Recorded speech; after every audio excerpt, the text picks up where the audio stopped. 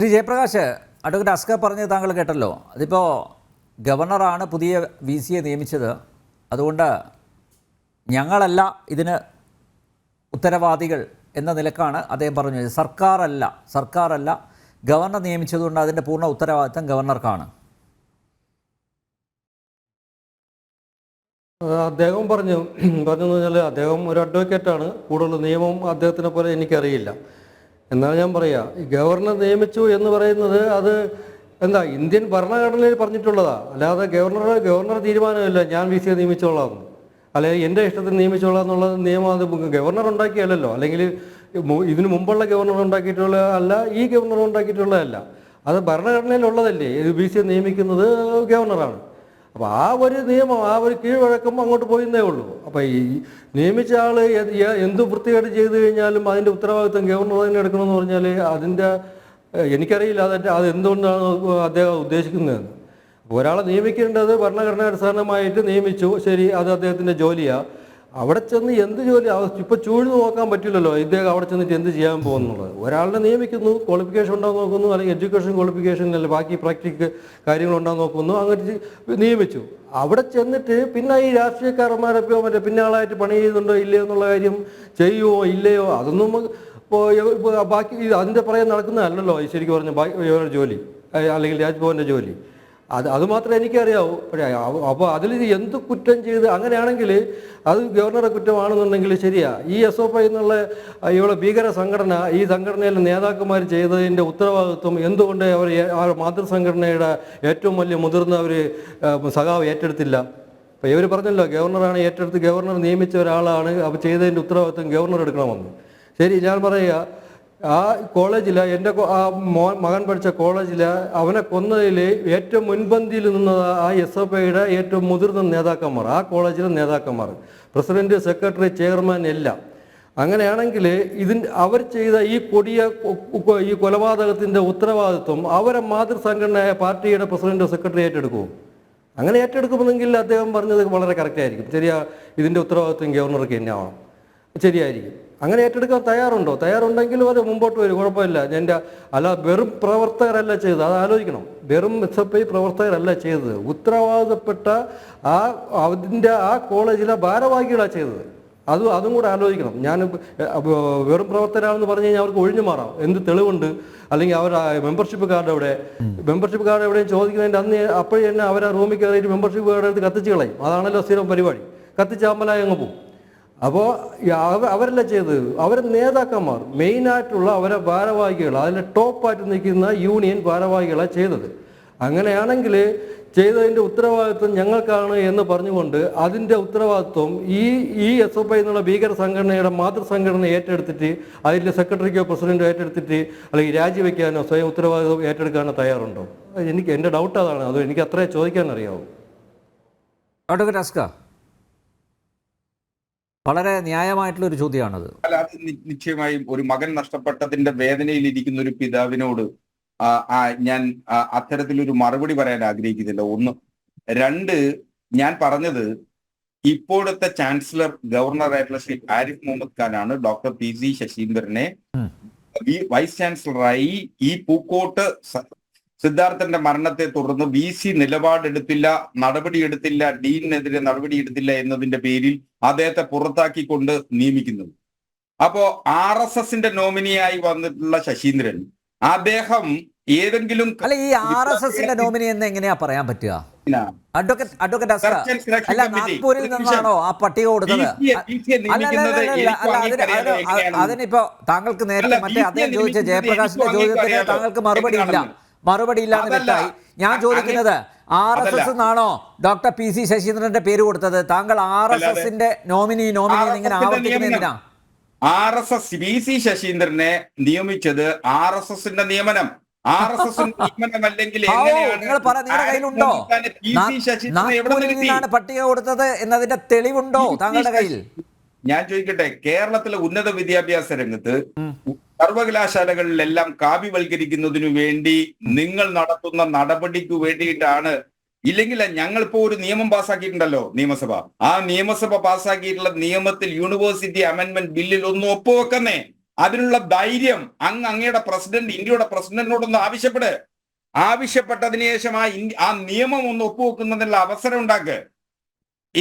എന്നിട്ട് പറ RSS ആണോ നിയമിക്കുന്നത്? ഡോക്ടർ ശശീന്ദ്രനെ നിയമിച്ചത് ഡോക്ടർ ആരിഫ് മുഹമ്മദ് ഖാൻ ആണെങ്കിൽ അദ്ദേഹത്തിന് ഉപദേശം കൊടുത്തത് കേരളത്തിലെ RSS തന്നെയാ, ഒരു സംശയം വേണ്ട.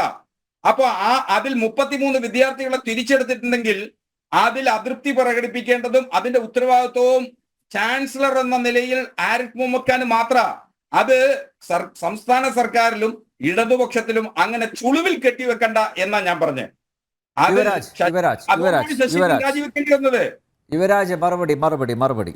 അല്ല, ഇദ്ദേഹത്തോട് എന്താണ് നമ്മൾ മറുപടി പറയേണ്ടതെന്നുള്ള കാര്യത്തിൽ എനിക്കറിയില്ല. ശ്രീ BN ഭാസ്കർ കാലങ്ങളായിട്ട് അദ്ദേഹം പൊതുരംഗത്ത് നിൽക്കുന്ന ഒരാളാണ്. ഒരു വിഷയത്തോട് സംസാരിക്കുമ്പോൾ അതിൻ്റെതായ ഒരു മര്യാദയും മാന്യതയൊക്കെ കാണിക്കണേ. സിദ്ധാർത്ഥൻ്റെ അച്ഛൻ ഇവിടെ ഇരിക്കുകയാണേ. താങ്കൾ ഒരു കുറച്ചൊക്കെ മനുഷ്യപ്പറ്റോടുകൂടി സംസാരിക്കണമെന്നാണ് എനിക്ക് താങ്കളോട് ഈ വിഷയത്തിൽ പറയാനുള്ളത്. കേവലം രാഷ്ട്രീയമായ ആരോപണങ്ങളിലേക്കല്ല ഇത് പോകേണ്ടത്. താങ്കൾ താമസിച്ചു വന്നുകൊണ്ടാണ് താങ്കൾക്ക് മനസ്സിലാകാത്തത്. കാരണം ഈ വിഷയത്തിൽ CBI പതുക്കെ പോവുകയാണെന്നും ഇവിടെ ട്രാൻസ്ലേഷൻ ചെയ്ത് അവിടെ എത്തിക്കുവാൻ വൈകിച്ചു എന്നൊക്കെ ഞാനോ അനിൽ നമ്പ്യാരോ അല്ല ഇവിടെ ഇരുന്ന് പറഞ്ഞത് സിദ്ധാർത്ഥിൻ്റെ അച്ഛനായ ജയപ്രകാശ് തന്നെയാണ് ഇവിടെ ഇരുന്നിട്ട് പറഞ്ഞത്. അദ്ദേഹത്തിൻ്റെ അന്വേഷണത്തിൽ അദ്ദേഹവും അദ്ദേഹത്തിൻ്റെ സമുദായ സംഘടനയും അവരുടെ നേതാക്കളും ഒക്കെ കൂടി ഈ കേസിൻ്റെ പുറകെ പോവുകയും ഇതിനകത്ത് കൃത്യമായ അനാസ്ഥ ഉണ്ടാകുന്നുവെന്നും അദ്ദേഹം പറഞ്ഞതിൻ്റെ അടിസ്ഥാനത്തിലാണ് അദ്ദേഹത്തെ ഇന്ന് ചർച്ചയ്ക്ക് വിളിച്ചതെന്നാണ് ഞാൻ മനസ്സിലാക്കുന്നത്. അദ്ദേഹത്തിൻ്റെ തീരുമാനമാണ്. അദ്ദേഹമാണ് ഇതിനകത്ത് കുഴപ്പം ആരോപിക്കുന്നത്. അല്ലാണ്ട് ഞങ്ങൾ ആരോപിച്ചതോ അല്ലെങ്കിൽ ഞങ്ങൾ കണ്ടുപിടിച്ച് അദ്ദേഹത്തിന് ട്യൂട്ടർ ചെയ്തതോ അല്ല.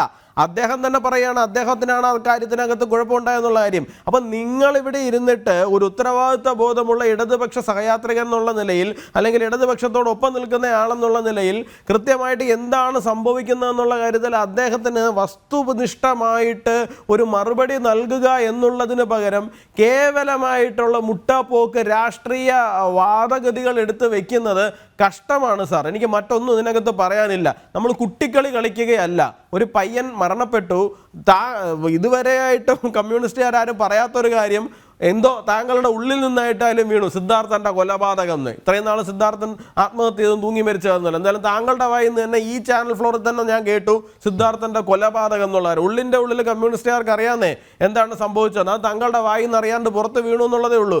ആ പയ്യനെ കൊന്നതോ അദ്ദേഹം മരിക്കുന്ന സാഹചര്യം ഉണ്ടാക്കി അദ്ദേഹത്തിൻ്റെ മരണത്തിലേക്ക് എത്തിച്ചതോ എന്തോ ആയിക്കൊണ്ട് പോട്ടെ, അങ്ങനൊരു സംഭവം ഇവിടെ ഉണ്ടായി. ഈ പറയുന്ന അന്ന് വരെ ഉണ്ടായിരുന്ന VC ഡീനെതിരെ നടപടി എടുത്തിട്ടില്ല. അവിടെ ഒരു നടപടി എടുത്തിട്ടില്ല. അതിന് പകരം അദ്ദേഹം അവിടെ വന്നിരുന്നിട്ട് എന്താണ് അടുത്ത ഇന്റർവ്യൂ നടത്തുകയാണ്.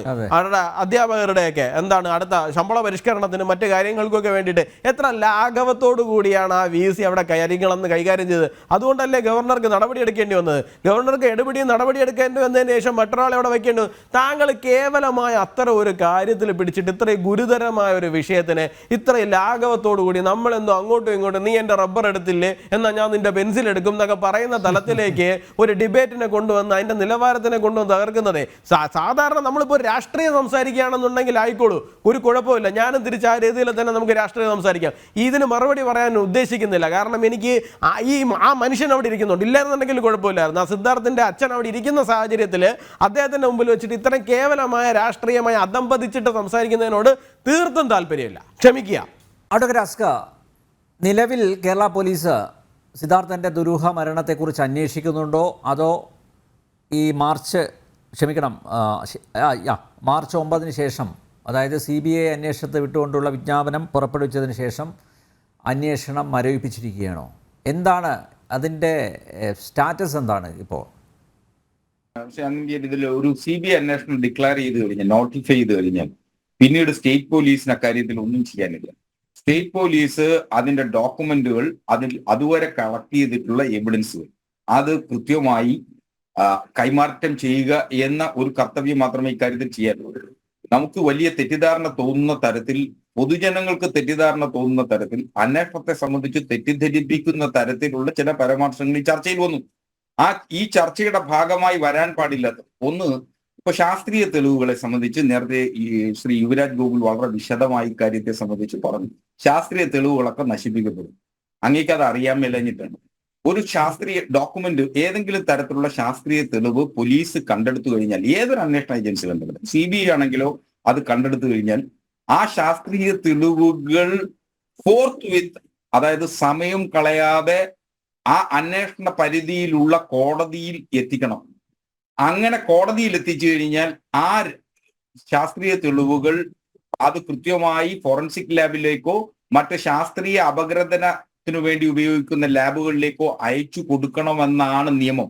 അപ്പോ നാളിതുവരെ ഈ കേസുമായി ബന്ധപ്പെട്ട് കളക്ട് ചെയ്തിട്ടുള്ള മുഴുവൻ ശാസ്ത്രീയ തെളിവുകളും കോടതിയിൽ എത്തിയിട്ടുണ്ട്. അല്ല, ഈ കേസിൽ തെളിവ് നശിപ്പിച്ചില്ല എന്ന് പറയാൻ പറ്റുമോ താങ്കൾക്ക്? ഒറ്റ കാര്യം ഞാൻ ചോദിച്ചോട്ടെ, ഒരു ഒറ്റ കാര്യം.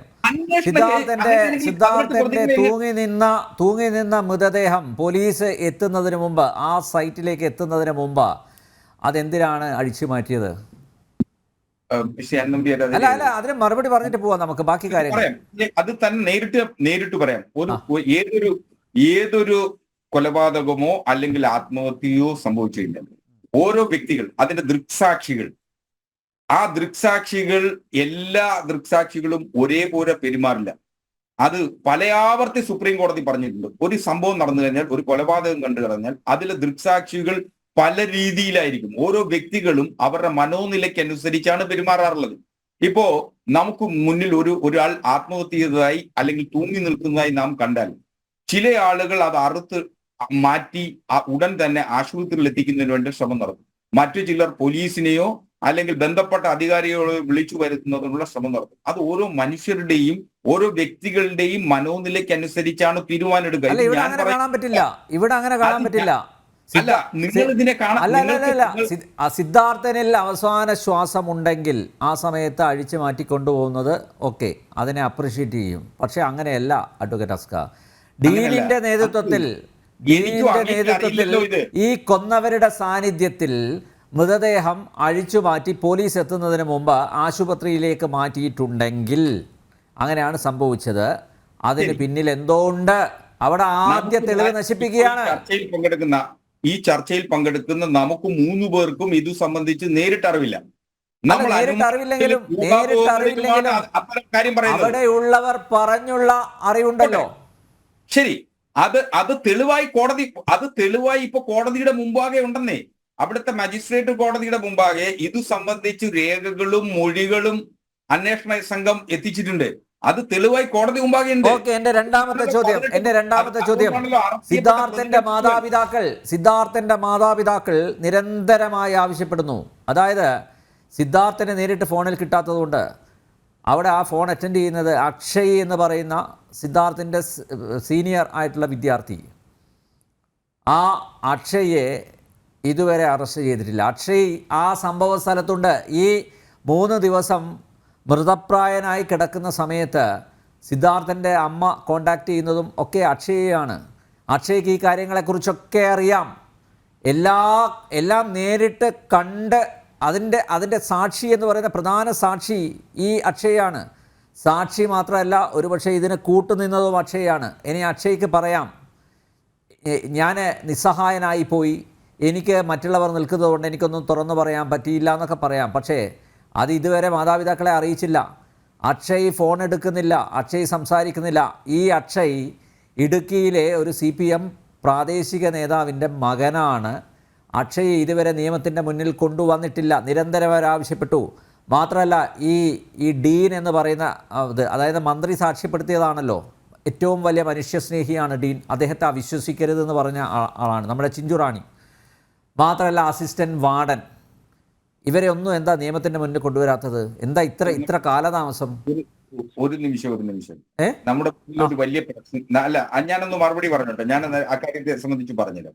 ഒന്ന്, ഇപ്പോ ഈ ഒരു ക്രൈം നടന്നു, അത് ഇപ്പോ എനിക്ക് എന്റെ ഏറ്റവും അടുത്ത ബന്ധുക്കളോ സ്നേഹിതരോ ആരെങ്കിലും മരണപ്പെട്ടു പോയാൽ പോലും, കൊലപാതകം ചെയ്യപ്പെട്ടു പോയാൽ അല്ലെങ്കിൽ ഇത്തരത്തിൽ ദുരൂഹ സാഹചര്യത്തിൽ മരണപ്പെട്ടു പോയാൽ അത് സ്റ്റേറ്റിന്റെ ഉത്തരവാദിത്തമാണ്. അത് ഇപ്പൊ അക്ഷയെ പിടിച്ചില്ല, പിതാവിന് അതിനെ സംബന്ധിച്ച് പരാതി പറയുന്നുള്ള എല്ലാ അവകാശമുണ്ട്. അദ്ദേഹം വിളിച്ചിരുന്നു, അതൊരു തെളിവ് തന്നെയാണ്. അദ്ദേഹം വിളിച്ചപ്പോ വിവരങ്ങൾ നൽകിയത് അക്ഷയാണ്. അക്ഷയ് ഈ കേസിൽ സാക്ഷിയോ അല്ലെങ്കിൽ മാപ്പു സാക്ഷിയോ അല്ലെങ്കിൽ പ്രതിയോ ആയിക്കോട്ടെ, അത് സംബന്ധിച്ച് ഇപ്പോ നേരറിയാൻ ഒടുവിൽ ഇപ്പോ CBI എത്തിയിട്ടുണ്ടല്ലോ. CBIയുടെ മുന്നിൽ ഇതിന്റെ തെളിവുകളും എത്തിയിട്ടുണ്ടല്ലോ. ഈ ഫയലുകൾ മുഴുവൻ CBIക്ക് ഹാൻഡ് ഓവർ ചെയ്യപ്പെട്ടിട്ടുണ്ടല്ലോ മാർച്ച് 16-ന്. അപ്പൊ സ്വാഭാവികമായും ഈ ഫയലുകൾ ഹാൻഡ് ഓവർ ചെയ്യപ്പെട്ട് കഴിഞ്ഞപ്പോൾ CBIയുടെ ഉത്തരവാദിത്തമാണല്ലോ ഇനി അറസ്റ്റ് ചെയ്യപ്പെടുകയും അഡ്വക്കേറ്റ് അസ്കർ, തെളിവുകൾ നശിപ്പിച്ച ഫയലുകളല്ലേ CBIക്ക് കൊടുക്കുന്നത്? എങ്ങനെ തെളിവ് നശിപ്പിക്കുന്ന പിന്നെ കേരള പോലീസിനെ നമുക്ക് നന്നായിട്ട് അറിയാലോ. നിങ്ങൾ ഇങ്ങനെ നിങ്ങളുടെ PVയുടെ അടിമകളായി പ്രവർത്തിക്കുന്ന, മാത്രമല്ല ഇതിൽ ഉൾപ്പെട്ടിട്ടിരിക്കുന്നവരൊക്കെ SFIയുടെ സമന്നതരായിട്ടുള്ള നേതാക്കന്മാരാണ്. മാത്രമല്ല നേതാക്കന്മാരുടെ CPM നേതാക്കന്മാരുടെ മക്കളാണ്. അപ്പോൾ ആത്യന്തികമായി ഇവരെ സംരക്ഷിക്കേണ്ട ഉത്തരവാദിത്തം ആർക്കാണ്? അതുകൊണ്ടാണ് പറയുന്നത്, ആവർത്തിച്ച് പറയുന്നത്, തെളിവുകൾ നശിപ്പിക്കപ്പെട്ടുകൊണ്ടിരിക്കുന്നു ഓരോ ദിവസവും. അതുകൊണ്ടാണ് ഈ കാലതാമസം. അൽനമ്പ്യാർ നിങ്ങൾ ഇങ്ങനെ തെളിവ് നശിപ്പിച്ചു എന്ന് ഒരു പാവം പിതാവിനെ ഇരുത്തി അദ്ദേഹത്തെ മാനസിക സംഘർഷത്തിലേക്ക് എത്തിച്ച് നിങ്ങൾക്ക് എന്തെങ്കിലും രാഷ്ട്രീയ നേട്ടം കൊയ്യാനാകുമെങ്കിൽ അത് നിങ്ങൾ നിങ്ങൾ മനുഷ്യത്വമുള്ള ഒരാളാണല്ലോ. മനുഷ്യത്വം മരവിച്ചിട്ടില്ല എന്നാണ് ഞാൻ മനസ്സിലാക്കുന്നത് താങ്കളിൽ. നിങ്ങൾ അങ്ങനെ സംസാരിക്കൂ. ഞാൻ പറഞ്ഞ അദ്ദേഹത്തെ വഴിതെറ്റിക്കേണ്ട ആവശ്യമില്ല. ഇങ്ങനെ അദ്ദേഹത്തെ ഈ വിഷയം അഡ്വക്കേറ്റ് അസ്കർ, താങ്കൾ അദ്ദേഹത്തോട് ചോദിക്കൂ, ഈ വിഷയം പൊതുസമൂഹത്തെ ആദ്യമായി അറിയിക്കുന്നത്, അതായത് ഫെബ്രുവരി 18 നടന്ന ഈ സംഭവം ഫെബ്രുവരി 22-ാം തീയതി പുറം ലോകത്ത് അറിയിച്ച ഞങ്ങളാണ്. ഞങ്ങൾക്കിതിലൊരു ഉത്തരവാദിത്വമുണ്ട്. അതുകൊണ്ടാണ് ഞാൻ പറഞ്ഞത്, ഇതിൽ സിദ്ധാർത്ഥൻ്റെ കുടുംബത്തിനും നീതി കിട്ടുന്നത് വരെ ഈ പോരാട്ടം ഞങ്ങൾ മുന്നോട്ട് കൊണ്ടുപോയി. ഇനി നിങ്ങൾ എന്ത് ആരോപണവും ആക്ഷേപവും ഉന്നയിച്ചു കഴിഞ്ഞാലും ഞങ്ങൾ ഇത് മുന്നോട്ട് കൊണ്ടുപോകും. കാരണം ആ അമ്മയുടെ വേദന ഞാൻ കണ്ടതാണ്, ശ്രീ ജയപ്രകാശിൻ്റെ വേദന ഞാൻ കണ്ടതാണ്, അമ്മാവൻ ഷിബുവിൻ്റെ വേദന ഉള്ളുരുകുന്നത് ഞാൻ കണ്ടതാണ്. അതുകൊണ്ട് ഇതിനൊരു അവസാനം ഉണ്ടാകുന്നവരെ പോരാടും. നിങ്ങൾ എന്ത് പറഞ്ഞാലും, എന്ത് അധിക്ഷേപിച്ചു കഴിഞ്ഞാലും ഈ പോരാട്ടം മുന്നോട്ട് കൊണ്ടുപോകും. അതിന് നിങ്ങൾ ഇങ്ങനെ പറയണ്ട. ഞങ്ങളായിട്ട് ഉപദേശിച്ചു കൊടുക്കേണ്ട കാര്യമൊന്നുമില്ല. ശ്രീ ജയപ്രകാശിന് നന്നായിട്ട് അറിയാം, കാര്യങ്ങൾ മനസ്സിലാക്കാനുള്ള കഴിവ് അദ്ദേഹത്തിനുണ്ട്. അഡ്വക്കേറ്റ് അസ്കർ, നിങ്ങൾ ഇതിങ്ങനെ പറഞ്ഞുകൊണ്ടിരിക്കാതെ. ഞാൻ വളരെ ബോധപൂർവം തന്നെയാണ് സിദ്ധാർത്ഥന്റേത് കൊലപാതകം എന്ന വാക്കുപയോഗിച്ചത്. Very good. എനിക്ക് പറഞ്ഞൊന്ന് പലപ്പോഴും ആവർത്തിക്കാൻ കഴിയും. പക്ഷെ ഞാൻ ഒരു കൊലപാതകമായി തന്നെ കാണാൻ ആഗ്രഹിക്കുന്നു. അതൊരു കൊലപാതകം തന്നെയാണ്. അപ്പോ സിദ്ധാർത്ഥന്റെ കൊലപാതകത്തെ സംബന്ധിച്ച് അതിലെ യഥാർത്ഥ പ്രതികളെ നിയമത്തിന് മുന്നിൽ കൊണ്ടുവരിക എന്നുള്ളത് നിങ്ങളെക്കാളും ആഗ്രഹിക്കുന്ന ഒരു വ്യക്തിയാണ്. നിങ്ങൾക്കൊപ്പം ഞാനും ഉണ്ടെന്നേ. നിങ്ങൾക്കൊപ്പം ഞാനുണ്ട്, നിങ്ങളോടൊപ്പം തന്നെ ഞാനുണ്ട്. അത് പക്ഷേ നിങ്ങൾ ഇങ്ങനെ തെളിവ് നശിപ്പിച്ചു എന്ന് ആ പാവം പിതാവിനെ തെറ്റിദ്ധരിപ്പിക്കരുത്. തെളിവൊന്നും അങ്ങനെ നശിപ്പിക്കാനാവില്ലെന്നേ. ദൈവത്തിന്റെ അദൃശ്യകരം തെളിവ് നശിപ്പിക്കാൻ പറ്റില്ല. പ്രിയപ്പെട്ട അസ്കർ, നിങ്ങളിപ്പോ ഞങ്ങളെയാണ് തെറ്റിദ്ധരിപ്പിക്കുന്നത്. തെളിവുകൾ നശിപ്പിക്കാത്ത പിന്നെ കേസുകൾ ഏതെങ്കിലും ഉണ്ടോ? നിങ്ങളൊന്ന് പറഞ്ഞ്. അഭയയുടെ കേസ് ഞാനിപ്പോ എന്റെ മനസ്സിൽ വരുന്ന അതാണ്. എത്രയോ വർഷങ്ങൾക്ക് ശേഷം വണ്ടിപ്പെരിയാർ കേസ് ഇപ്പൊ സമീപകാലത്ത് നടന്ന വണ്ടിപ്പെരിയാർ കേസ്. നിങ്ങൾ ഈ തെളിവുകൾ നശിപ്പിക്കാൻ പറ്റില്ല എന്ന് പറഞ്ഞാൽ എങ്ങനെയാ അത് വിശ്വസിക്കാൻ പറ്റും? വണ്ടിപ്പെരിയാർ കേസ് നിങ്ങൾ വണ്ടിപ്പെരിയാർ കേസോ മറ്റേതെങ്കിലും ഇപ്പൊ അഭയ കേസ്, സിസ്റ്റർ അഭയ കേസിൽ അതിലെ പ്രതികൾ ശിക്ഷിക്കപ്പെട്ടില്ലേ? അഭയ കേസ് വിടൂ. താങ്കൾ വണ്ടിപ്പെരിയാർ കേസിനെ കുറിച്ച് ഒന്ന് പറയാം, നമുക്ക് സംസാരിക്കാം. വണ്ടിപ്പെരിയാർ കേസിൽ ഇപ്പോഴത്തെ സാഹചര്യം എന്താ? നിങ്ങൾക്ക് എന്താ പുനരന്വേഷണം നടക്കുക? അതിന്റെ ജഡ്ജ്മെന്റിന്റെ ലാസ്റ്റ് ഒരു 8 പോയിന്റ് ആ ജഡ്ജി എഴുതി വെച്ചിട്ടുണ്ട്. ഹസ്കറെ ഒന്ന് വായിച്ചു നോക്കാമോ താങ്കൾക്ക്? എങ്ങനെയാണ് ഈ കേരള പോലീസ് കേസ് തോറ്റു കൊടുത്തിരിക്കുന്നതെന്ന്, പ്രോസിക്യൂഷൻ എത്ര ദുർബലമായിട്ടാണ് ആ സാധനത്തിനെ അപ്രോച്ച് ചെയ്തിരിക്കുന്നതെന്ന്. വാളയാർ കേസിൽ പോലീസ് എന്താ എഴുതി വെച്ച് 9 വയസ്സും 11 വയസ്സുള്ള കുട്ടികൾ കൺസെന്റോട് കൂടി ലൈംഗിക ബന്ധത്തിൽ ഏർപ്പെട്ടു എന്നുള്ള കാര്യം. ആ പോലീസുകാരന് പ്രൊമോഷനും കൊടുത്തു പിണറായി വിജയൻ. ഒരു നിമിഷം, വാളയാർ കേസോ അല്ലെങ്കിൽ വണ്ടിപ്പെരിയാർ കേസോ പോലെയല്ല സിദ്ധാർത്ഥൻ. അല്ല, താങ്കൾ പറഞ്ഞു കേസിൽ എങ്ങനെയാണ് എവിഡൻസ് നശിപ്പിക്കുന്നതെന്ന് ചോദിച്ചു. താങ്കളുടെ മുമ്പിൽ 2 ഉദാഹരണം തന്നതാണ് സാർ. സ്റ്റേറ്റ് പോലീസല്ലേ അന്വേഷിച്ച് ഫൈനൽ റിപ്പോർട്ട് കൊടുത്തേ. ഇവിടെ നിങ്ങളുടെ നേരറിയാൻ CBI ആണല്ലോ ഇപ്പൊ അന്വേഷിക്കുന്നേ.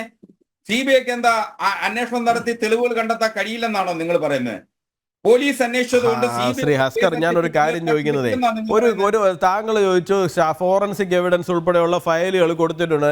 ആ ഫയലുകളിനകത്ത് ഇവര് ഫോറൻസിക് എവിഡൻസ് മുഴുവൻ കളക്ട് ചെയ്തു എന്നുള്ളതിന് എന്താണ് ഉറപ്പ്? കേരള പോലീസ് ആ പർട്ടിക്കുലർ സ്ഥലത്ത് ചെന്ന് കഴിഞ്ഞാൽ ചുമരിലുണ്ടായിരിക്കുന്ന രക്തക്കറ മുതല് ഉമിനീരിന്റെ സ്രാവം മുതൽ സകലതും ഫോറൻസിക് റിപ്പോർട്ടിനകത്ത് വരേണ്ടതല്ലേ? ഇതൊക്കെ ആരുടേതാണ് അവിടെ ഉണ്ടായിട്ടുള്ളത്? വിരലടയാളങ്ങൾ ആരുടേതാണ്?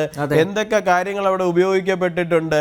ഈ കഴുത്തിൽ കെട്ടിയിരിക്കുന്ന കയറിന്റെ കുരുക്ക് ഏത് സ്വഭാവത്തിലുള്ളതാണ്, അത് പുറത്തുനിന്ന് ഒരാൾ കെട്ടിയതാണോ അതോ തനിയെ കെട്ടപ്പെട്ടിരിക്കുന്ന തലത്തിലാണോ കഴുത്തിലെ കയറിന്റെ കുരുക്ക്, ഇങ്ങനെ എന്തുമാത്രം സബ്സ്റ്റാൻഷ്യൽ എവിഡൻസുകൾ, സർക്കംസ്റ്റാൻഷ്യൽ എവിഡൻസുകൾ ഉണ്ടാവേണ്ടതാണ്. ഇത് കേരള പോലീസ് കൃത്യമായിട്ട് കൊടുത്തിട്ടുണ്ടാവുന്നതാണോ? അതെ, 18-ാം തീയതി നടന്ന കൊലപാതകത്തിൽ പ്രതികളെ പ്രോപ്പറായിട്ട് അറസ്റ്റ് ചെയ്യുന്നത് 8-10 ദിവസങ്ങൾ കഴിഞ്ഞതിന് ശേഷം മാത്രമാണ്. അതുവരെ VC അവിടെ ഇന്റർവ്യൂ എടുത്ത് കളിച്ചുകൊണ്ട് നിൽക്കുകയായിരുന്നു എന്നുള്ള കാര്യം താങ്കൾ മറന്നു പോകരുത്. ഇതിന്റെ അകത്ത് എന്താണ് ശ്രീ അസ്കർ, ഞാൻ ഒരു കാര്യം ഞാൻ താങ്കളുടെ ശ്രദ്ധയിലേക്ക് പെടുത്താം. അല്ല, ഞാൻ ഒരു കാര്യം കൂടി പറഞ്ഞോട്ടെ, ഞാൻ പറഞ്ഞോട്ടെ, അതിനുശേഷം താങ്കൾ പറഞ്ഞോളൂ. എനിക്ക് താങ്കളോടുള്ള എല്ലാ ബഹുമാനവും നിലനിർത്തിക്കൊണ്ട് ഞാൻ പറയട്ടെ, താങ്കൾ മനുഷ്യത്വം അനുഭവിച്ചിട്ടില്ലാത്ത ആളാണെന്ന് 100% വിശ്വസിച്ചുകൊണ്ടും താങ്കളെന്ന് പറയുന്ന രാഷ്ട്രീയ നിരീക്ഷകന്റെ രാഷ്ട്രീയമായിട്ടുള്ള ബോധ്യത്തോടും അറിവുകളോടുമുള്ള എല്ലാ ബഹുമാനത്തോടുകൂടി ഞാൻ പറയുകയാണ്, 8 മാസമായിട്ട് ആ ചെറുപ്പക്കാരനെ അവിടെ പീഡിപ്പിച്ചിരുന്നു എന്ന് പറയുന്നുണ്ട്. അയാളെ SFI നേതാവിന്റെ മുറിയിൽ വിളിച്ചു വരുത്തി ഒപ്പിടിച്ച് വിടുകയായിരുന്നു എന്ന് പറയുന്നുണ്ട്. എന്താ പോലീസ് സ്റ്റേഷൻ വല്ലതും ആണോ SFI നേതാവിന്റെ മുറിയിലെത്തി ഒപ്പിടിച്ച് വിടാൻ വേണ്ടിയിട്ട്?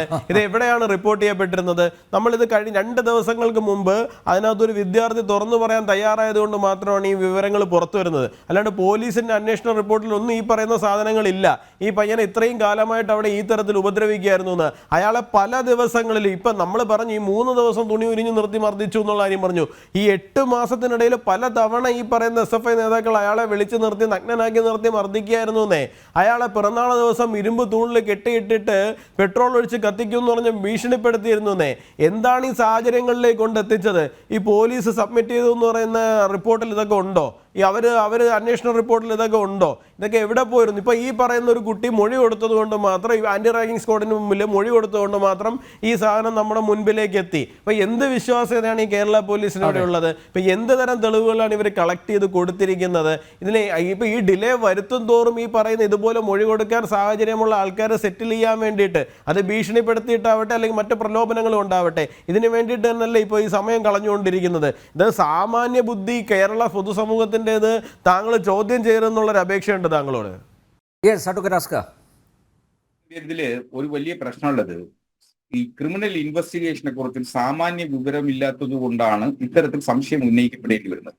ഇപ്പൊ നമുക്കൊരാൾ കാർഡിയാക് അറസ്റ്റ് മുതൽ ബ്രോഡ് ഡെഡായി ഹോസ്പിറ്റലിൽ എത്തിക്കുകയാണ്. പോലീസ് 174 ഇട്ടാ കേസെടുക്കാറുള്ളത്. അവിടെ മുതൽ ഒരു ഇൻവെസ്റ്റിഗേഷൻ ആരംഭിക്കുകയാണ്. അതിന്റെ പോസ്റ്റ്മോർട്ടം ഫൈൻഡിങ്സ് വരുന്നത് വരെ പോലീസ് അക്കാര്യത്തിൽ കാർഡിയാക് അറസ്റ്റ് ആണ് എന്ന് ഫൈൻഡിങ്സിൽ എത്തുന്നത് വരെ അവർ അന്വേഷിച്ചുകൊണ്ടിരിക്കും. ഇവിടെ ഒരു ഹാങ്ങിങ് ഡെത്തോ പോയിസൺ അഡ്മിനിസ്ട്രേറ്റ് ചെയ്യപ്പെട്ട് കൊലപാതകം നടക്കപ്പെടുകയോ അല്ലെങ്കിൽ ആത്മഹത്യ ചെയ്യുകയോ ചെയ്തു കഴിഞ്ഞാൽ പോലും അത്തരം കേസുകളിലെല്ലാം ഈ അൺനാച്ചുറൽ ഒഫൻസിന് തന്നെയാണ് പോലീസ് FIR ഇടുന്നത്. അതിനുശേഷം ലഭിക്കുന്ന തെളിവുകൾ, അത് ഈ ശാസ്ത്രീയ തെളിവുകൾ എന്ന് പറയുന്നത് ഈ പറഞ്ഞ ഈ നോട്ട്സ് അടക്കം ആ കയറുകളോ അല്ലെങ്കിൽ അതിനും ഹാങ്ങിങ്ങിന് ഉപയോഗിച്ചിട്ടുള്ള മെറ്റീരിയൽസ് അടക്കം കളക്ട് ചെയ്ത് സീല് ചെയ്ത് പ്രസൻസിൽ സീൽ ചെയ്താണ് പോലീസ് കോടതിയിൽ എത്തിക്കാറുള്ളത്. അതിനുശേഷം കോടതിയാണ് ഇത് ശാസ്ത്രീയ പരിശോധനയ്ക്ക് അയക്കാറുള്ളത്.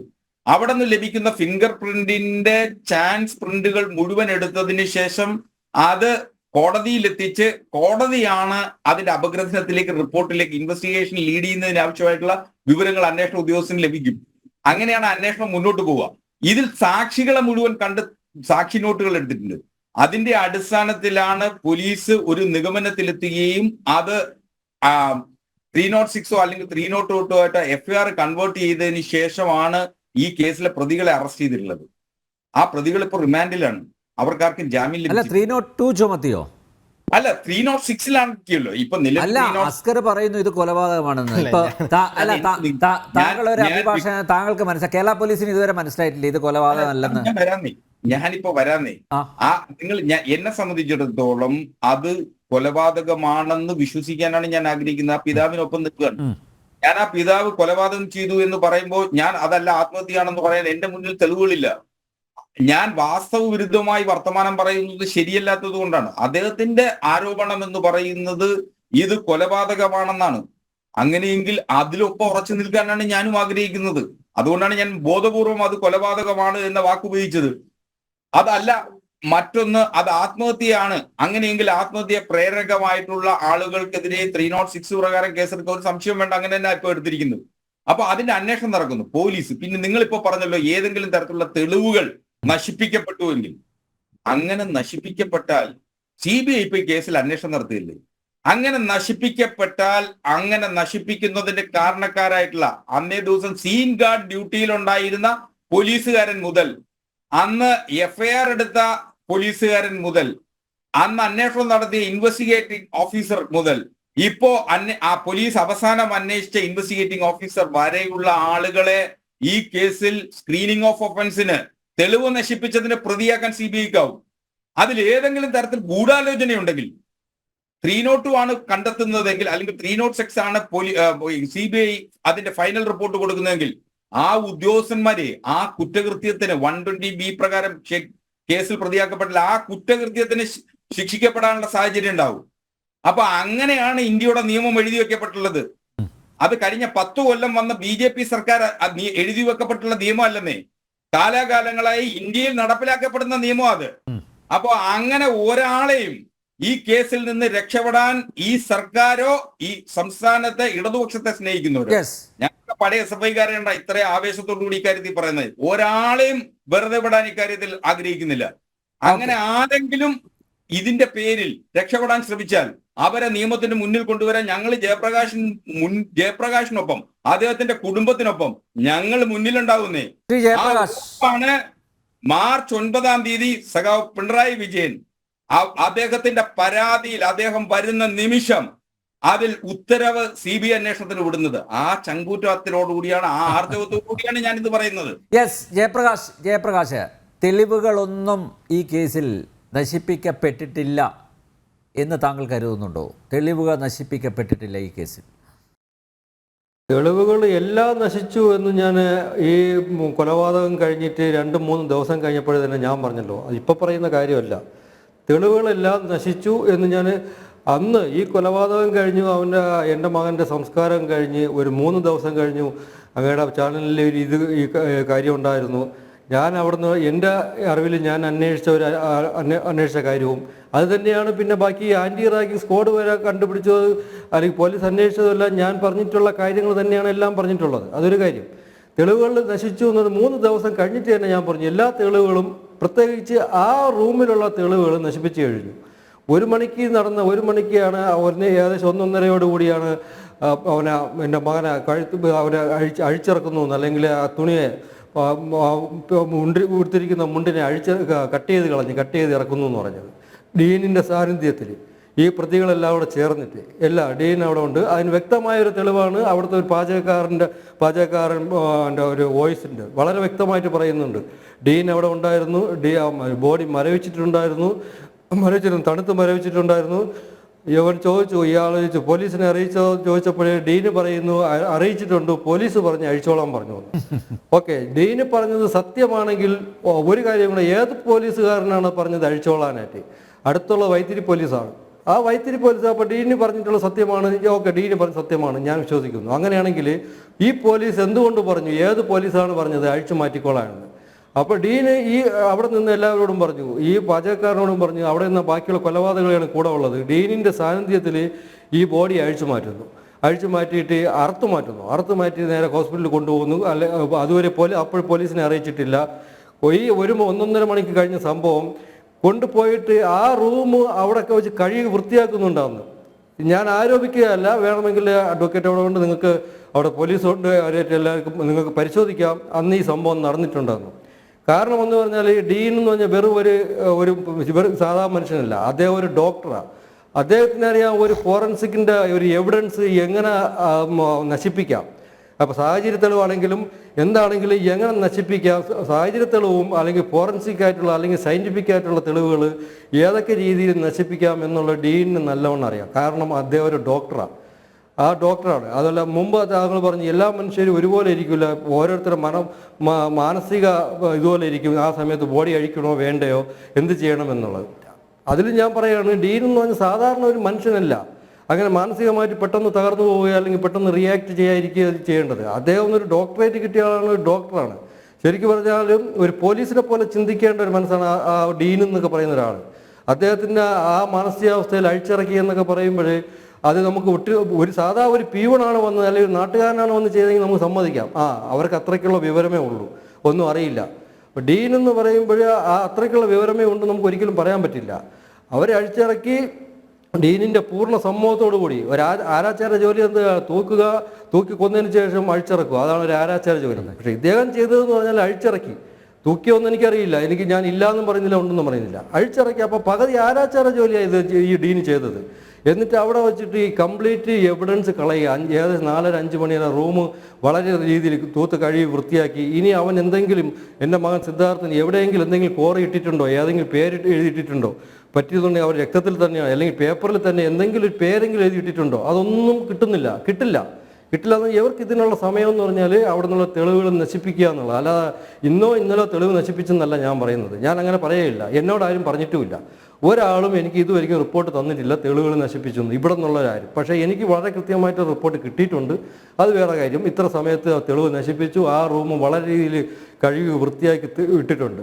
പിന്നെ അത് കഴിഞ്ഞിട്ട് ആ റൂം സീല് വെച്ച കാര്യം, 2-3 ദിവസം സീല് വെച്ചു, അല്ലെങ്കിൽ ഒരാഴ്ച സീല് വെച്ചിട്ട് വീണ്ടും അവിടുത്തെ വിദ്യാർത്ഥികൾക്ക് വേണ്ടി തുറന്നു കൊടുക്കുകയാണ് അവിടെ. അത് അവർ പിന്നെ ചോദിക്കുക, നിങ്ങൾക്ക് അന്വേഷിച്ച് നോക്കിയാൽ അറിയാം ഈ റൂമിൻ്റെ താക്കോൽ എവിടെയെന്ന്. അവിടെ ചെന്നിട്ട് കുറച്ച് മാധ്യമക്കാർ ചോദിച്ചു. അവർ പറയുക, റൂമിൻ്റെ താക്കോൽ നമ്മളതിലുണ്ട്, പോലീസ് പറഞ്ഞു നമ്മളെ കയ്യിൽ സൂക്ഷിക്കാൻ, ലോക്ക് ചെയ്ത് നമ്മുടെ കയ്യിൽ സൂക്ഷിക്കാനുണ്ട്. അപ്പോൾ അതാണോ അതിൻ്റെ ശരിയായ നടപടി? എനിക്ക് കൂടുതൽ നിയമം അറിയില്ല, നിങ്ങൾക്ക് അറിയാമെങ്കിൽ പറഞ്ഞു തരിക. ഒരു ക്രൂരമായ കൊലപാതകം നടന്നിട്ടുള്ള ഒരു റൂം സീൽ ചെയ്ത് അപ്പോഴത്തെ ഒരു പ്രത്യേകിച്ച് ഒരു CBIക്ക് വിടുന്ന ഒരു സാഹചര്യം ഉണ്ടാകുമ്പോഴേ അറ്റ്ലീസ്റ്റ് ആ ഹോസ്റ്റലിനെ പ്രവർത്തിക്കണമെന്നില്ല. കാരണം ഞാൻ നടുമുറ്റത്തൊക്കെ കൊണ്ടുപോയിട്ട് ഇത്രയും വലിയ ക്രൂരമായിട്ടുള്ള കാര്യം ചെയ്തിരിക്കുന്നത്. ആ നടുമുറ്റം വരെ നമുക്കൊരു എവിഡൻസ്, ഒരു പ്രൂഫിനുള്ള, ചിലപ്പോൾ ഒരു മുടിനാര് വരെ കിട്ടിയായിരിക്കും നമുക്ക്. അത് തന്നെ വലിയൊരു പ്രൂഫാണ്. അത് തന്നെ ഇല്ലാതായിരിക്കും. അറ്റ്ലീസ്റ്റ് ആ റൂമെങ്കിലും അവർ സീൽ ചെയ്ത് വയ്ക്കേണ്ടതാണ്. സീൽ ചെയ്ത് ചെയ്യേണ്ടതാണ്. അവർ പൂട്ടിയിട്ട് താക്കോൽ അവിടെ തന്നെ കൊടുക്കുക സ്റ്റാഫിന്, നിങ്ങൾ സൂക്ഷിക്കാൻ വേണ്ടിയിട്ട്. അത് തന്നെ വലിയൊരു തെളിവല്ലേ? ഈ തെളിവ് നശിപ്പിക്കാനുള്ള ഇത്രയും ടൈം കൊടുക്കുന്നു എന്ന് പറഞ്ഞാൽ 5 മണി വരെ പോലീസിനെ അറിയിച്ചിട്ടില്ല, ഒരിക്കലും ആരും അറിയിച്ചിട്ടില്ല. 5 മണിക്ക് പോലീസ് നേരെ പോകുന്നത് അവിടെ ഹോസ്പിറ്റലിലാണ്. ഈ ബോഡി കൊണ്ടുപോയിട്ട് അവിടെയാണ് പോകുന്നത്. എന്നിട്ട് ഈ ഹോസ്റ്റലിലെ റൂമിലോട്ട് വരുന്നതും വളരെ വൈകിട്ടാണ്. അതൊന്നാമത്തെ കാര്യം. എൻ്റെ ബന്ധുക്കളോട് വൈത്തിരി SI പറഞ്ഞെന്താ നിങ്ങൾക്കറിയാമോ? അഡ്വക്കേറ്റ് കേൾക്കാൻ വേണ്ടി പറയാം. താങ്കൾ കുറച്ച് മുമ്പ് പറഞ്ഞല്ലോ, ഇതിൽ ആരൊക്കെ കൂട്ടു നിൽക്കുകയാണെങ്കിൽ CBI വന്നിട്ട് പല വകുപ്പുകളിലും അന്വേഷിച്ചിട്ട് ആ അന്വേഷണം ഈ വകുപ്പിലാണെന്നുണ്ടെങ്കിൽ അവർക്ക് ഇന്ന വകുപ്പിൽ ശിക്ഷ കിട്ടുമെന്നുള്ളത്. അങ്ങനെയാണെങ്കിൽ അവിടെ വൈത്തിരിയുടെ SI എൻ്റെ ആൾക്കാരോട് പറഞ്ഞത്, ഈ അന്വേഷണം പോസ്റ്റ്മോർട്ടം നടക്കുന്ന സമയത്ത്, അല്ലെങ്കിൽ നടക്കുന്നതിന് തൊട്ട് മുമ്പ് അവർക്ക് കുറച്ച് സംശയങ്ങളുണ്ടായിരുന്നു. ബോഡിയിൽ ഇങ്ങനെ ഒരു സംശയങ്ങളുണ്ട്, അവിടെ പാടില്ല ഇവിടെ പാടില്ല എന്നൊക്കെ ചോദിക്കുന്നു എൻ്റെ ബന്ധുക്കൾ. കാര്യമൊന്നുമില്ല, അവർക്കിതൊന്നും ഫേസ് ചെയ്ത് വലിയ പരിചയമില്ല. ഒരു ബോഡി ഇൻക്വസ്റ്റ് ചെയ്തിട്ടോ അല്ലെങ്കിൽ ഒരു ഡെഡ് ബോഡിയുടെ കൂടെ നിന്നിട്ടോ ഒന്നും അവർക്കൊരു പരിചയമില്ല. ആദ്യത്തെ ഫീലിംഗാണ് ഇവിടുന്ന് പോയ എല്ലാവർക്കും. അപ്പോഴേ ആ SI അവരോട് പറയുക, അത് ആത്മഹത്യ ചെയ്യുമ്പോൾ എല്ലാ ആൾക്കാർക്കും ഉള്ളതാണ്, നിങ്ങൾ ഇതിനെക്കുറിച്ച് ഒന്നും സംശയിക്കേണ്ട, ഇത് ആത്മഹത്യ തന്നെയാണ്. ബോഡി എക്സാം ചെയ്ത് കഴിഞ്ഞില്ല, പോസ്റ്റ്മോർട്ടം ചെയ്ത് കഴിഞ്ഞില്ല, പോസ്റ്റ്മോർട്ടം റിപ്പോർട്ട് വന്നു കഴിഞ്ഞില്ല, ഒന്നും ചെയ്ത് കഴിഞ്ഞില്ല. അവിടുത്തെ SI അവരെ പറഞ്ഞ് കൺവിൻസ് ചെയ്യിക്കുക, ഇത് ആത്മഹത്യ തന്നെയാണ്, നിങ്ങൾ ഇതിനെക്കുറിച്ച് കൂടുതൽ വറിയിടാവേണ്ട കാര്യമില്ല, അല്ലെങ്കിൽ സംശയിക്കേണ്ട കാര്യമില്ല, നിങ്ങൾ ഒപ്പിട്ട് തന്നിട്ട് കൊണ്ടുപോയിക്കോളും. ഇത് ഞാൻ പറയുന്നതല്ല, എൻ്റെ വീട്ടുകാർ, എൻ്റെ നാട്ടുകാരും എൻ്റെ ബന്ധുക്കളും അവിടെ വന്നിട്ട് ബോഡി ഏറ്റുവാങ്ങാനായിട്ട് പോസ്റ്റ്മോർട്ടം അവിടെ കൊണ്ട് പോകുമ്പോഴാണ് ഇങ്ങനെ ആ SI ഇങ്ങനെ പറയുന്നത്. അപ്പോൾ അദ്ദേഹത്തിന് എങ്ങനെ വിവരം കിട്ടി ഇതിപ്പോൾ ഇതാണെന്ന്, ആത്മഹത്യയാണെന്ന്? ആരാ അദ്ദേഹത്തിന് ഇത് വിവരം കൊടുത്തത്, അല്ലെങ്കിൽ ആരാ അദ്ദേഹത്തിനെ കൊണ്ട് പറയിപ്പിച്ചത്? അപ്പോൾ ഡീന് പറഞ്ഞു, പോലീസ് പറഞ്ഞ് അഴിച്ചു മാറ്റാനെന്ന്. അങ്ങനെയാണെങ്കിൽ ഏത് പോലീസുകാരനാണ് ഡീനിനോട് പറഞ്ഞ് ഇത് അഴിച്ചു മാറ്റിക്കൊള്ളാനായിട്ട്? ഡീന് പറഞ്ഞ് ശരിയാണെങ്കിൽ, ഞാൻ പറയുന്ന ആരോപണമല്ല, നിങ്ങൾക്ക് അതിൻ്റെ പഴയ ശബ്ദരേഖകളും കാര്യങ്ങളും എല്ലായിടത്തും നോക്കിക്കഴിഞ്ഞാൽ അറിയാം. ആ പാചകക്കാരൻ എനിക്ക് പറയാനും എനിക്ക് വിഷമമുണ്ട്. കാര്യം ഞാൻ പറഞ്ഞു കഴിഞ്ഞാൽ നാളെ അദ്ദേഹത്തിൻ്റെ ഗതി എന്താവുമെന്ന് എനിക്കറിയില്ല. യുവമാരെല്ലാം കൂടെ ജീവനോടെ വച്ചേക്കുമെന്ന് അറിയില്ല, അതെനിക്ക് പേടിയുണ്ട്. അതുകൊണ്ടാണ് ഞാൻ കൂടുതലായിട്ട് അദ്ദേഹത്തിൻ്റെ പേര് പറയാത്തത്. അത് വേണമെങ്കിൽ CBI അന്വേഷിക്കട്ടെ. അടുത്തൊരു വ്യക്തമായൊരു തെളിവ്, ഈ അനുശോചനം രേഖപ്പെടുത്താൻ വേണ്ടിയിട്ട് എൻ്റെ സിദ്ധാർത്ഥൻ്റെ കൊലപാതകം കഴിഞ്ഞിട്ട് 4-ാം ദിവസം 5-ാം ദിവസം അവിടെ അനുശോചനം രേഖപ്പെടുത്താൻ വേണ്ടി ഡീൻ വിളിച്ച് വരുത്തി. അവിടെ അതിനകത്തൊരു ഹാളിൽ ഒരു ഡീനിൻ്റെ അനുശോചനം ഉണ്ടായിരുന്നു. അത് വ്യക്തമായിട്ടൊരു വീഡിയോ ഉണ്ട്. ഡീൻ എന്താ പറഞ്ഞത്? ഇനിയും സംശയമുണ്ടെങ്കിൽ നിങ്ങൾക്ക് ആ വീഡിയോ ഒന്ന് പരിശോധിക്കാം. ഡീന് പറഞ്ഞതെന്ന് പറഞ്ഞാൽ, ഇവിടെ നടന്നത് സിദ്ധാർത്ഥൻ്റെ ഒരു ആക്സിഡൻ്റാണ്, അങ്ങനെ വേണം വിചാരിക്കുക. ഇത് ആക്സിഡൻ്റാണ്, നടന്ന കാര്യങ്ങളൊന്നും പുറത്ത് പറയില്ല, ഇവിടെ നടന്ന കാര്യങ്ങളൊന്നും പുറത്തറിയണ്ട. വളരെ വ്യക്തമായിട്ട് അയാൾ വീഡിയോയിൽ പറയുന്നുണ്ട്. ഇത് എനിക്ക് കിട്ടിയ വിവരമൊന്നുമല്ല, അങ്ങനെ ആരും പറഞ്ഞതിൽ കിട്ടിയതെന്നല്ല. അത് നോക്കിക്കഴിഞ്ഞാൽ അറിയാം ഡീനിൻ്റെ വ്യക്തമായിട്ടുള്ളൊരു പങ്ക്, ഇത് ഈ കൊലപാതകം ചെയ്ത ആരാച്ചാര പോലെ നിന്നൊരു പങ്ക്. അതൊക്കെ ഇത് അറിയണമെന്നുണ്ടെങ്കിൽ ആരെങ്കിലും പറഞ്ഞ് എന്നെ തെറ്റിദ്ധരിപ്പിക്കേണ്ട കാര്യമുണ്ടോ? കാര്യം നമ്മളെല്ലാം കേരളത്തിൽ നമുക്ക് അത്രയ്ക്കും വിവരമില്ലാത്ത ആൾക്കാരൊന്നും അല്ലല്ലോ. നിങ്ങളെല്ലാം ഓരോരുത്തരെ ഈ പറയുമ്പോൾ അങ്ങോട്ടും ഇങ്ങോട്ട് വഴക്കുണ്ടാക്കാൻ വേണ്ടിയിട്ട് അങ്ങനെ പറയരുത്. കാരണം എനിക്കും അത് വിഷമമുണ്ട്. ചിലപ്പോൾ ഒരു പത്രക്കാരോട് അയാൾ ചാനലിലൂടെ പറഞ്ഞിട്ട് നിങ്ങളാണ് അവനെ പിന്തിരിപ്പിക്കുന്നത്, അങ്ങനെ തെറ്റിദ്ധരിപ്പിക്കുന്നത്, അങ്ങനെ പറയുമ്പോൾ എനിക്കും ഒരു വിഷമം ഉണ്ടാവും. അത് തെറ്റാണ്, അങ്ങനെ പറയല്ലേ. എനിക്ക് ഒന്നും കൂടെ പറഞ്ഞ് തീർക്കാണ്ട് അത് പറയുക. കാരണം എന്ന് പറഞ്ഞാൽ അവിടെ 8 മാസം മുതൽ അത് മാത്രമാണ് എനിക്ക് കിട്ടാതെ പോയ ഏറ്റവും വലിയ വിവരം. ബാക്കി എല്ലാ വിവരവും എനിക്ക് 1 by 1 ആയിട്ട് അവിടെ നിന്ന് കിട്ടിക്കൊണ്ടിരിക്കുകയാണ്. പോലീസ് പറയുന്നതല്ല, വേറെ റാഗിങ് സ്ക്വാഡുകാർ പറയുന്നതല്ല. ഈ 8 മാസം അവിടെ നടക്കുന്ന ഒരു കാര്യം, ആ പീഡനം, എൻ്റെ മകനെ പീഡിപ്പിച്ചുകൊണ്ടിരിക്കുന്ന കാര്യം. അപ്പോൾ അങ്ങനെ പറയുകയാണെങ്കിൽ ഫസ്റ്റ് ഇയറിൽ ഒരു 4 മാസം അവിടെ നടക്കുന്നുണ്ട്, സെക്കൻഡ് ഇയറിൽ ഏകദേശം 4 മാസമായി നടക്കുന്നുണ്ട്. അപ്പോൾ ഫസ്റ്റ് ഇയറിൽ 4 മാസം കൊണ്ട് തന്നെ അവിടെ നടക്കുന്നു. അത് യൂണിയൻ്റെ ചെയർമാൻ്റെ ഓഫീസിൽ. അങ്ങനെയാണെങ്കിൽ അവിടെ പോകണമെങ്കിൽ അതിൽ ഡീനിൻ്റെ അനുവാദം വേണമല്ലോ, അവിടുത്തെ അസിസ്റ്റൻ്റ് വാർഡിൻ്റെ അനുവാദം വേണമല്ലോ, HODയുടെ അനുവാദം വേണമല്ലോ. ഇവരെ അനുവാദമൊന്നും ഇല്ല, അവിടെ പോകാൻ പറ്റില്ലല്ലോ. അപ്പോൾ എല്ലാ പേർക്കും അറിയാം അവിടെ കൊണ്ടുപോയി ഇവനെ പീഡിപ്പിക്കുകയാണ്. അതായത് ഫസ്റ്റ് ഇയറിൽ. സെക്കൻഡ് ഇയറിൽ ഓക്കെ, ഇപ്പോൾ സെക്കൻഡ് ഇയറിൽ അവിടെ ഉണ്ടെന്ന് പറയാം, വേണമെങ്കിൽ അവർക്ക് കൈ എഴുവാൻ, ഞാൻ അറിഞ്ഞില്ല എന്ന്. ഈ 4 മാസം വരെ നടക്കുന്നത്. അപ്പോൾ എല്ലാവർക്കും അതിൽ പങ്കുണ്ട്. ഇവനവിടെ കൊണ്ടുപോയിട്ടുള്ള ഈ കാര്യം ചെയ്യുന്നുണ്ട്, ഇല്ലെല്ലാം ഈ ക്രൂരകൃത്യം ചെയ്യുന്നുള്ളത്. അതൊന്നാമത്തെ കാര്യം. ഈ 8 മാസത്തിനിടയ്ക്ക് എല്ലാ മാസവും പല ദിവസവും ഈ SFIയുടെ എന്നുള്ള ഈ ഭീകര സംഘടനയുടെ ഏറ്റവും മുതിർന്ന നേതാവ്, കേരളത്തിലെ ഏറ്റവും മുതിർന്ന നേതാവ് ഈ കോളേജിൽ പല ദിവസവും വരുന്നുണ്ട്, സ്റ്റേ ചെയ്യുന്നുണ്ട്.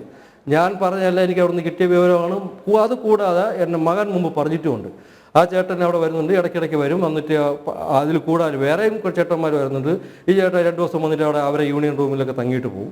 ഇപ്പം ഞാൻ പറഞ്ഞു കഴിഞ്ഞാൽ അത് ആരോപണമായിട്ട് പറയാം, അത് മകൻ മരിച്ചു പോയില്ലേ, അതുകൊണ്ട് പിന്നെ എനിക്കെന്ത് പറയാമെന്നുള്ളത്. അതല്ല പറയുന്നത്.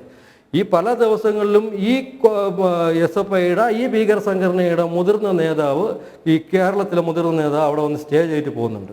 അപ്പോൾ എൻ്റെ മകൻ എല്ലാ ദിവസവും പോയി അവൻ്റെ മുമ്പ് കുമ്പിട്ട്, അതായത് അവിടുത്തെ യൂണിയൻ പ്രസിഡന്റിൻ്റെ മുമ്പ് കുമ്പിട്ടിട്ട് ചിലപ്പോൾ തുണി പോലെ ഉരിഞ്ഞിട്ട് നിന്നിട്ട് അവന് ഒപ്പിട്ടിട്ട് അവിടെ നിർത്തിയിട്ട് പോകണം. അവിടെ പെട്ടെന്ന് വരാൻ പറ്റില്ല. അവിടെ നിന്ന് ചിലപ്പോൾ 1-2 മണിക്കൂർ കഴിഞ്ഞിട്ടാണ് അയാൾ വിടുന്നത്.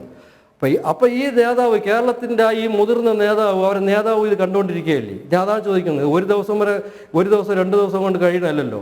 8 മാസത്തിൽ എല്ലാ ദിവസവും ചെയ്യുന്ന ഈ പണി അവരെ നേതാവും കണ്ട് രസിച്ചുകൊണ്ടിരിക്കുകയല്ലായിരുന്നു. അതെന്താ ആരും ഒന്നും ഉണ്ടാത്തത് ഇതുവരെയ്ക്കും? അല്ലെങ്കിൽ അവരെ നേതാവ് പറയട്ടെ, ഈ 8 മാസം വരെ ഇവൻ്റെ ഈ മുതിർന്ന ഈ നേതാവ്, SFIയുടെ നേതാവ് ആ കോളേജിൽ പോയിട്ടേ ഇല്ലെന്ന് പറയട്ടെ. പോയിട്ടുണ്ടെന്ന് ഞാൻ തെളിയിക്കാം, വെല്ലുവിളിക്കണമെങ്കിൽ വെല്ലുവിളിക്കാം. അവിടെ പോയിട്ടില്ല എന്നുള്ളത്. അവരുടെ മാത്രം യൂണിയനാണ് അവിടെ യൂണിയൻ ആകുമ്പോൾ അവർക്കവിടെ പോയേ പറ്റുള്ളൂ. എൻ്റെ വിഷയമല്ല, അത് അവർക്ക് യൂണിയനിൽ പോകട്ടെ. എന്ത് കൾച്ചറൽ പ്രോഗ്രാം ഉണ്ടെങ്കിലും ഏത് പരിപാടി ഉണ്ടെങ്കിലും 2-3 ദിവസം സ്റ്റേ ചെയ്യാനായിട്ട് ഇവൻ അവിടെ കാണും. ആ സമയത്ത് എൻ്റെ മകനും അവിടെ കൊണ്ടുപോകുന്നത്, അവരെല്ലാവരും കൂടെ കൊണ്ടുപോയിട്ട് ഈ പരിപാടി ക്രൂരകൃത്യം ചെയ്തിരിക്കുന്നത്. അപ്പോൾ അവർക്ക് കിട്ടിയ ഈ മാവോയിസ്റ്റ് മാതിരി കിട്ടിയിട്ടുള്ള ഈ അടവും കാര്യങ്ങളെല്ലാം എവൻ്റെ മുമ്പ് വെച്ചല്ലേ, ഈ നേതാവിൻ്റെ മുമ്പ് വെച്ചല്ലേ അവർ ചെയ്തുകൊണ്ടിരുന്നത്. അപ്പോൾ എന്തുകൊണ്ട് അവർ പ്രതികരിച്ചില്ല, ഇങ്ങനെ ചെയ്യാൻ പാടില്ല എന്നുള്ളത്? ഇത് ആരോപിക്കുന്നതല്ലല്ലോ, വളരെ വളരെ വ്യക്തമായിട്ട് ഞാൻ പറയുകയാണ്, വളരെ വ്യക്തമായിട്ട്. അങ്ങനെയാണെങ്കിൽ ഇതിൻ്റെ ഉത്തരവാദിത്വം അവരെ മുതിർന്ന ആൾക്കാർ ഉത്തരവാദിത്വം ഏറ്റെടുത്തിട്ട് ഇങ്ങനത്തെ ഒരു സംഘടന തന്നെ വേണ്ടെന്നുള്ളത്, ഈ ഭീകര സംഘടന തന്നെ കേരളത്തിൽ വേണ്ട, അല്ലെങ്കിൽ ഇന്ത്യയിൽ തന്നെ വേണ്ടെന്ന് പറഞ്ഞിട്ട് എടുക്കാൻ പറ്റിയതല്ലേ. ഞാൻ പറഞ്ഞതുകൊണ്ട് എടുക്കുന്നില്ല, ഞാൻ എൻ്റെ ഒരു ഉള്ളിൽ നിന്ന് പറഞ്ഞു പോയിരുന്നേ ഉള്ളൂ. ഇതും കൂടെ ചേർത്ത് പറയണം, അതുകൊണ്ട് ഞാൻ പറഞ്ഞു പോയിരുന്നേ ഉള്ളൂ. ഓക്കെ, സമയപരിമിതി കൊണ്ട് ഞാൻ ഈ സംവാദം അവസാനിപ്പിക്കുകയാണ്. സിദ്ധാർത്ഥൻ്റെ നിലവിളി കാതിൽ മുഴുങ്ങുകയാണ്. സിദ്ധാർത്ഥനെ ആര് മറന്നാലും ഞങ്ങൾ മറക്കില്ല. സിദ്ധാർത്ഥൻ്റെ കുടുംബത്തിന് 100% നീതി ഉറപ്പാക്കും വരെ ഞങ്ങൾ തുടങ്ങി വെച്ച പോരാട്ടം മുന്നോട്ട് കൊണ്ടുപോകും. തിരഞ്ഞെടുപ്പ് പ്രചരണ കോലാഹലത്തിൽ ആ കുടുംബത്തിൻ്റെ വേദനയും കണ്ണുനീരും മുക്കിക്കളയാൻ ഞങ്ങൾ ഒരുത്തനെയും അനുവദിക്കില്ല. ജനൻ ഡിബേറ്റ് ഇവിടെ പൂർണ്ണമാകുന്നു. ചർച്ചയിൽ പങ്കെടുത്ത എല്ലാ അതിഥികൾക്കും നന്ദിയൊപ്പം പ്രേക്ഷകർക്കും.